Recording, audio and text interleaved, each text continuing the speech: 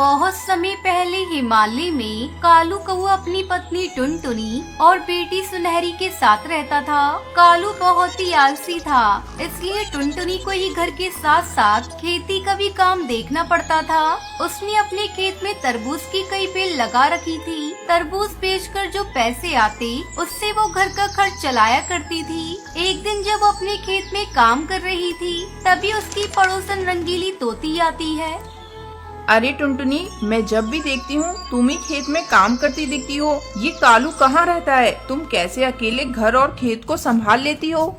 क्या करूं काकी, कई बार इनसे कहा है लेकिन ये सुनते ही नहीं। थक हार कर मुझे ही तरबूज की खेती की देखभाल करनी पड़ती है। अगर इन बेलों की देखभाल ना करूं तो ये सूख जाएंगे।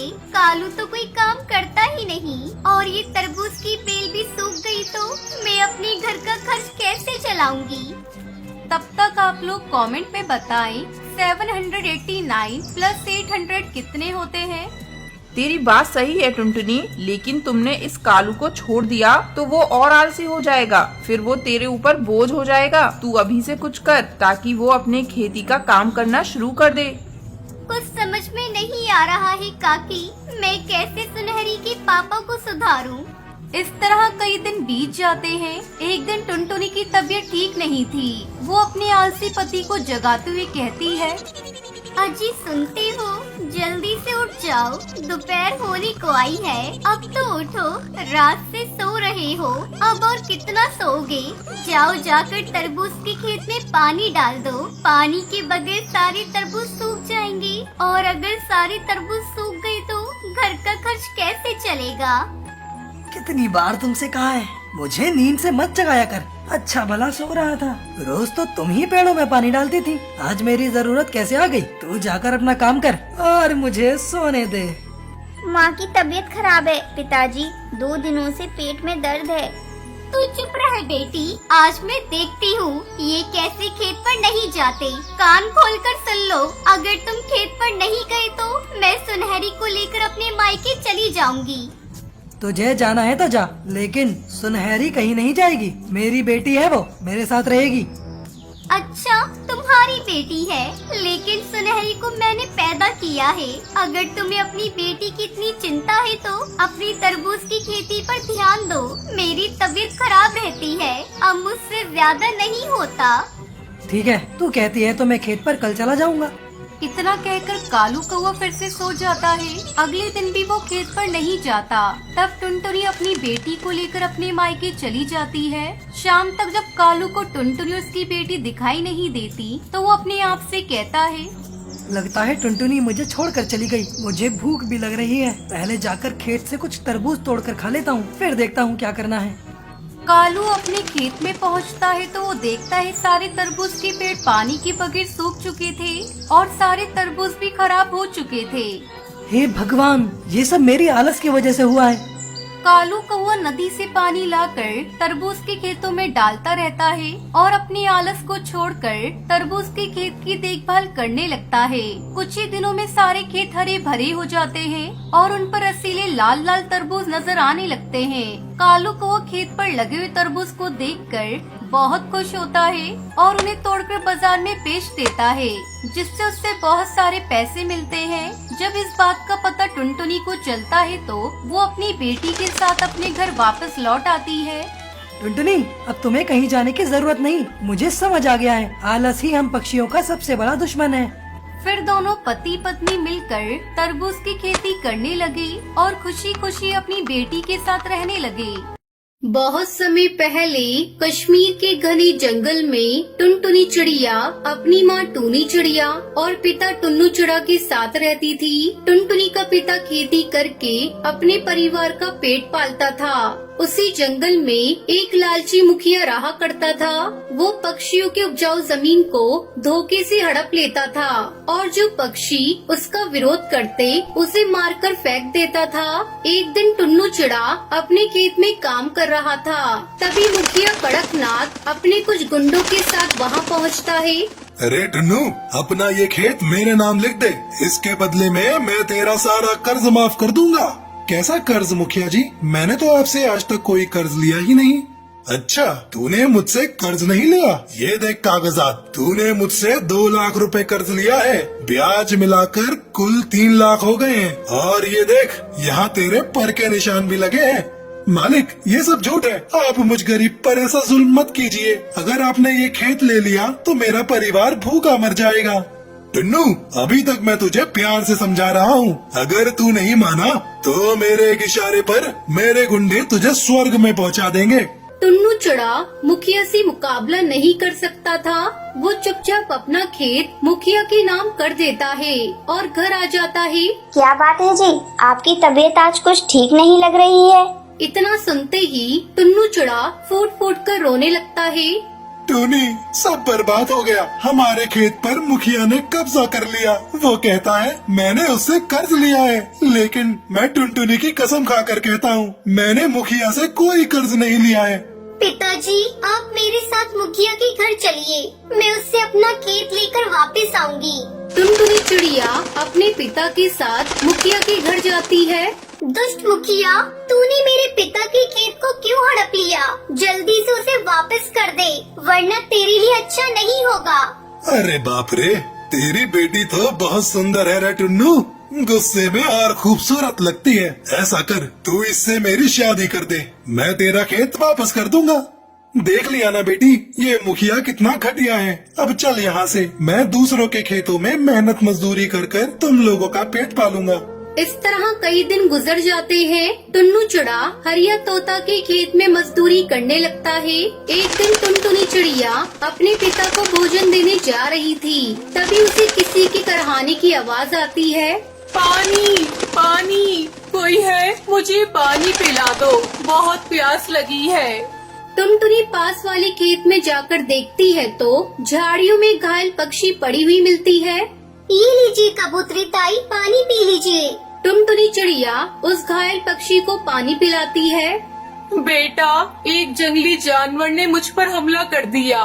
बड़ी मुश्किल से मैंने अपनी जान बचाई है। यहाँ से कुछ ही दूरी पर मेरा घर है, तू मेरे घर तक मुझे पहुँचा दे। टुनटुनी चिड़िया उस घायल पक्षी को उसके घर तक पहुंचा देती है। थोड़ी देर बाद वो पक्षी टुनटुनी को लाकर एक पोटली देती है और उससे कहती है, बेटा, तूने मेरी जान बचाई है। ये ले, ये तेरा इनाम है। इसमें तरबूज के जादुई बीज है। तू इसे ले जाकर अपने खेत में या आंगन में बिखेर देना। टुनटुनी घर आकर सारे बीज अपने आंगन में बिखेरने लगती है। टुनटुनी, ये तू क्या कर रही है? पिताजी, ये जादुई तरबूज के बीज हैं। मैंने घायल कबूतरी को पानी पिलाया था, उन्होंने ही मुझे बीज दिए हैं। कुछ ही दिनों में टुनटुनी के आंगन में छोटे छोटे पौधे उगाते हैं और उस पर बड़े बड़े तरबूज लग जाते हैं। पौधों पर लगे तरबूज को देखकर पूरा परिवार खुश हो जाता है और उन तरबूज को बेचकर टुन्नू चिड़ा की आर्थिक स्थिति ठीक हो जाती है। फिर सभी खुशी खुशी रहने लगते हैं। चलो भाइयों, अब हमें बारिश की तैयारी करनी चाहिए। हाँ हाँ भाई, हमें अभी पानी की खोज करनी चाहिए, नहीं तो बरसात का समय निकल जाएगा और फिर जंगल में सूखा पड़ जाएगा। आसमान में बादल पानी की तलाश में निकल पड़ते थे, लेकिन उन्हें जमीन पर कहीं पर भी पानी नजर नहीं आ रहा था। भाइयों, बहुत दिन हो गए, क्या हम पानी की खोज कर पाएंगे? अगर हमें जल्दी बारिश करनी है तो सुंदरवन जंगल जाना पड़ेगा।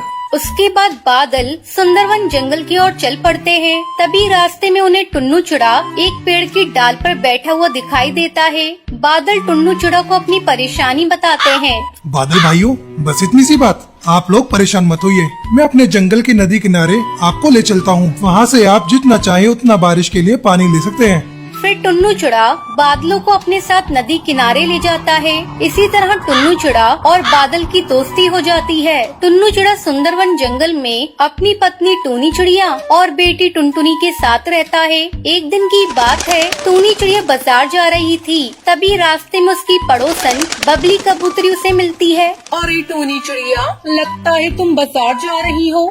हाँ बहन, तुमने ठीक ही कहा, मैं बाजार ही जा रही थी अपने घर का राशन लाने। अच्छा, वो टोनी, ऐसा है कि आजकल मेरी तबीयत ठीक नहीं रहती और मेरे घर का राशन खत्म हो गया है। ऐसा करो, तुम मेरा भी राशन बाजार से लेती आना। ठीक है बबली बहन, मैं तुम्हारा भी राशन लेती आऊंगी। आखिर सुख दुख में पड़ोसी काम नहीं आएंगे तो कौन आएगा। बबली कबूतरी अपने सामान के लिए टूनी चिड़िया को पकड़ा देती है। फिर टूनी चिड़िया बाजार चली जाती है। थोड़ी देर बाद टूनी चिड़िया जब बाजार से लौटती है, ये लो बबली कबूतरी, मैंने तुम्हारा राशन ला दिया है और कोई काम हो तो मुझे बता देना। उसके बाद टूनी चिड़िया अपने घर चली जाती है। इस तरह कई दिन गुजर गए। अब बबली कबूतरी अपनी बीमारी का बहाना बनाकर टूनी चिड़िया से अपने घर का सारा काम करवाने लगी और खुद आराम से बैठकर झूला झूलती। रोज रोज टूनी चिड़िया को बबली कबूतरी के घर का काम करते देखकर एक दिन सुंदरी कौवी बबली कबूतरी के घर आती है और उसे झूला झूलते देखकर उससे कहती है, अरे बबली कबूतरी, मैंने तो सुना था तेरी तबीयत खराब है और तू है कि यहाँ आराम से झूला झूल रही है।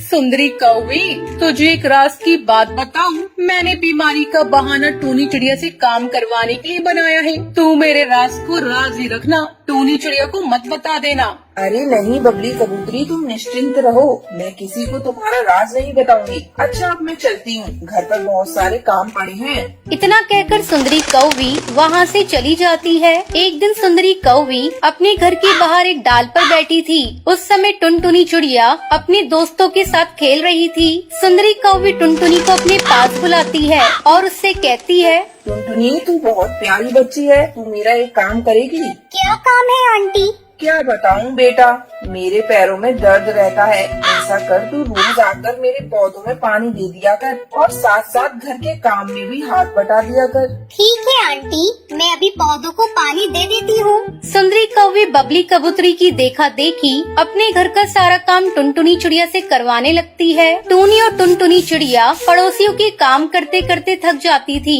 एक शाम टुनटुनी चिड़िया अपनी मम्मी पापा के साथ बैठी थी। उस समय वो बहुत उदास थी। उसे उदास देखकर उसका पिता टुन्नू चिड़ा उससे पूछता है, क्या बात है टुनटुनी चिड़िया, तुम आज इतनी उदास क्यों हो? तुम्हारी माँ ने तुम्हें डांटा है क्या? नहीं पापा, ऐसी कोई बात नहीं है। तो क्या बात है, मुझे बताओ। वो पापा, हमारे पड़ोसी पक्षी हमारी अच्छाइयों का फायदा उठाते हैं और अपने सारे काम हम लोगों से करवाते हैं। हाँ जी, टुनटुनी चिड़िया बिल्कुल सही कह रही है। मैं भी तंग आ गई हूँ पड़ोसी पक्षियों का काम करते करते। मेरा मन करता है हम कहीं और जाकर अपना आशियाना बना लें। ठीक है टूनी चिड़िया, हम सब कहीं और चलकर अपना नया आशियाना ढूंढेंगे। फिर सब खा पी कर सो जाते हैं। अगले दिन टुन्नू चिड़ा अपने परिवार के साथ नई आशियाने की तलाश में जाता है, लेकिन उन्हें घोंसला बनाने के लिए कोई सुरक्षित जगह नहीं मिलती। तब टुन्नू चिड़ा टूनी चिड़िया से कहता है, चलो मैं तुम दोनों को अपने बादल दोस्त के पास लेकर चलता हूँ। अगर वो थोड़ी जगह हमें दे देगा तो हम लोग बादलों में ही घर बनाकर रहेंगे। फिर टुन्नू चिड़ा सबको लेकर अपने दोस्त बादल के घर जाता है और बादल को अपनी समस्या बताता है। टुन्नू चिड़ा को दोस्त बादल उन्हें अपने साथ रखने के लिए तैयार हो जाता है। फिर टूनी चिड़िया अपने परिवार के साथ बादलों में घर बनाकर खुशी खुशी रहने लगती है।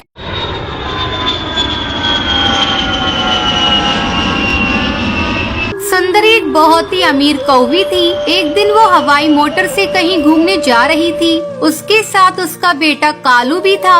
रास्ते में अचानक उसके हवाई मोटर के सामने उसकी नौकरानी टूनी और उसकी बेटी टुनटुनी आ जाती हैं। अरे टूनी, जल्दी हटो मेरे हवाई मोटर के सामने से। तुझसे अगर मेरा हवाई मोटर टच हो गया तो गंदा हो जाएगा और फिर मुझे इसकी सफाई करवानी पड़ेगी।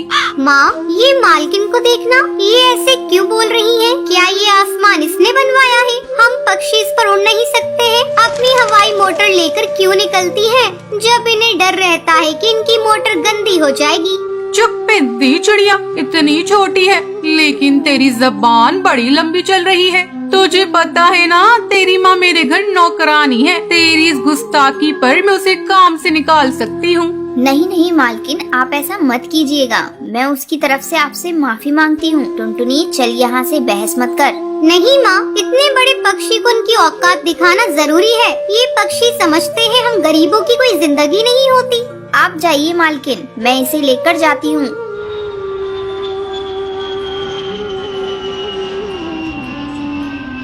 अगले दिन कालू अपनी माँ के पास आकर खाना मांगता है। माँ, मुझे भूख लग रही है, मुझे कुछ खाने को तो दो। तू क्या खाएगा बेटा? जल्दी बोल, मैं ऑर्डर कर देती हूँ। माँ, मेरे लिए पिज्जा मंगवा दो। ठीक है बेटा, मैं अभी मंगा देती हूँ। थोड़ी देर में पिज्जा आ जाता है। कालू पिज्जा खाने लगता है, तभी टूनी काम पर आ जाती है। टुनटुनी तू बैठ यहाँ, मैं अभी जल्दी काम खत्म करके आती हूँ। ठीक है माँ। टुनटुनी चुपचाप बैठकर कालू को पिज्जा खाते देखती रहती है। नौकरानी की बेटी, तू मुझे इस तरह क्यों घूर रही है? तूने कभी पिज्जा नहीं देखा क्या? नहीं खाया है, तभी तो तुम्हें देख रही हूँ। खाएगी क्या? नहीं, अपना पिज्जा अपने पास रखो। मेरी माँ मुझे रोटी बना कर देती है। ये पिज्जा विज्जा तो तुम जैसे अमीरों के खाने होते हैं। मेरी बॉडी को देखो, रोटी खाकर मैं कितनी मजबूत और खूबसूरत हूँ। और तुम्हें तो हवा का झोंका उड़ा कर ले जाएगा। माँ जल्दी आओ, ये नौकरानी की बच्ची मुझसे लड़ाई कर रही है।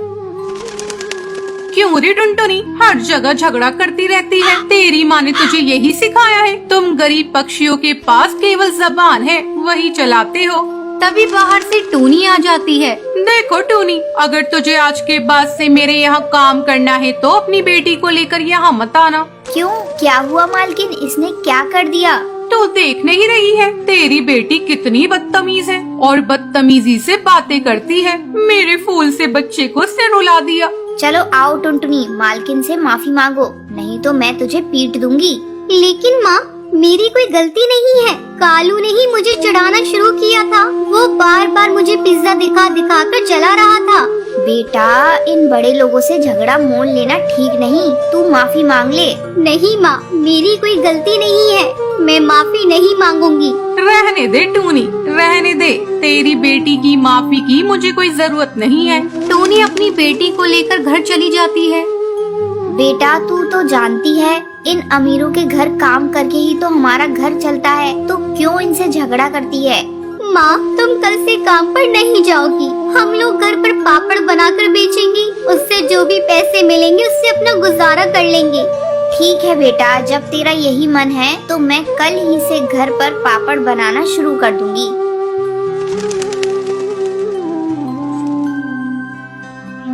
अगले दिन से टूनी पापड़ का स्टॉल लगाकर बेचना शुरू कर देती है। इस तरह दोनों माँ बेटी की जिंदगी हंसी खुशी कटने लगी।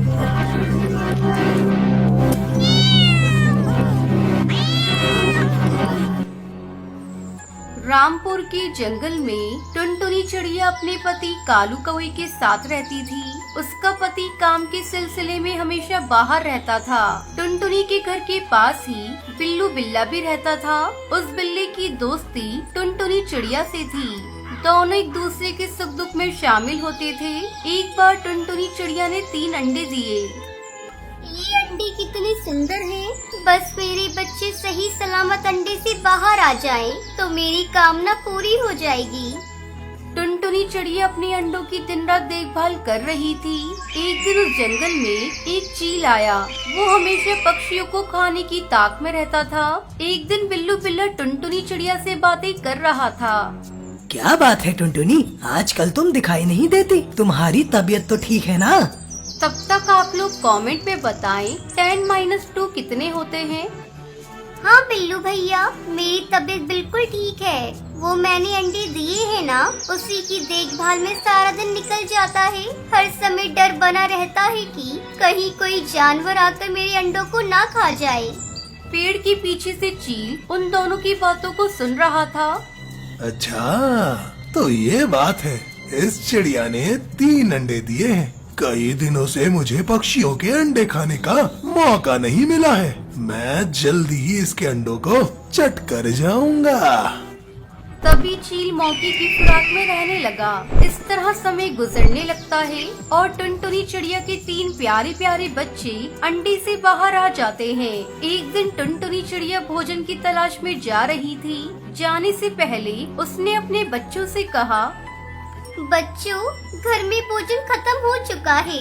मैं भोजन की तलाश में जा रही हूँ। तुम लोग दरवाजा अंदर से बंद कर लो और मेरे सिवा कोई भी तुमसे दरवाजा खोलने को कहे तो तुम दरवाजा मत खोलना। ठीक है माँ, हम लोग दरवाजा नहीं खोलेंगे। तुम जब आओगी तभी हम दरवाजा खोलेंगे।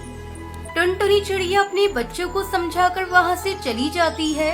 दूर बैठा चील ये सब देख रहा था। वो खुशी से झूमने लगा और टुनटुनी के दरवाजे के बाहर आकर बोला, मेरे प्यारे बच्चों, जल्दी से दरवाजा खोलो। मैं तुम्हारी मौसी हूँ, तुम लोगों से मिलने आई हूँ। हम दरवाजा नहीं खोलेंगे क्योंकि माँ ने हमें मना किया है। बच्चों, मैं तुम लोगों के लिए खिलौने और मिठाइयाँ लाई हूँ। मिठाइयों का नाम सुनते ही बच्चों को लालच आ गया और उन्होंने दरवाजा खोल दिया। बच्चों ने जैसे ही दरवाजा खोला तभी चील ने झपट्टा मारकर एक बच्चे को पकड़ लिया और रफू चक्कर हो गया। ये देखकर बाकी दो बच्चे जोर जोर से रोने लगे। तभी वहाँ टुनटुनी चिड़िया आ जाती है और दरवाजा खुला देखकर डर जाती है। वो अपने घर के अंदर जाती है तो वहाँ देखती है कि बच्चे रो रहे थे। क्या हुआ मेरे बच्चों, तुम लोग क्यों रो रहे हो और तुम्हारी दीदी कहाँ है? मम्मा मम्मा, आपके जाने के बाद चील आया था, वही दीदी को ले गया। इतना सुनते ही टुनटुनी फूट फूट कर रोने लगती है। अब मैं क्या करूं? मैं अपनी बच्ची को कैसे बचाऊं? जिस बात का डर था वही हुआ।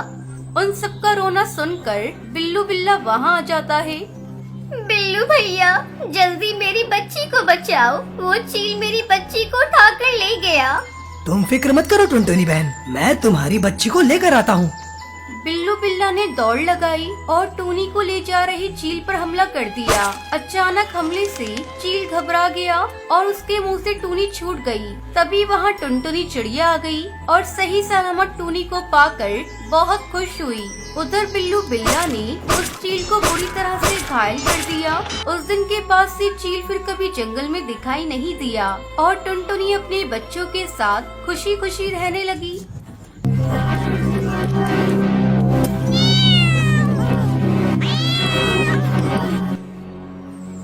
रामपुर के जंगल में टुनटुनी चिड़िया अपने पति कालू कौवे के साथ रहती थी। उसका पति काम के सिलसिले में हमेशा बाहर रहता था। टुनटुनी के घर के पास ही बिल्लू बिल्ला भी रहता था। उस बिल्ली की दोस्ती टुनटुनी चिड़िया से थी। दोनों एक दूसरे के सुख दुख में शामिल होते थे। एक बार टुनटुनी चिड़िया ने 3 अंडे दिए। ये अंडे कितने सुंदर हैं,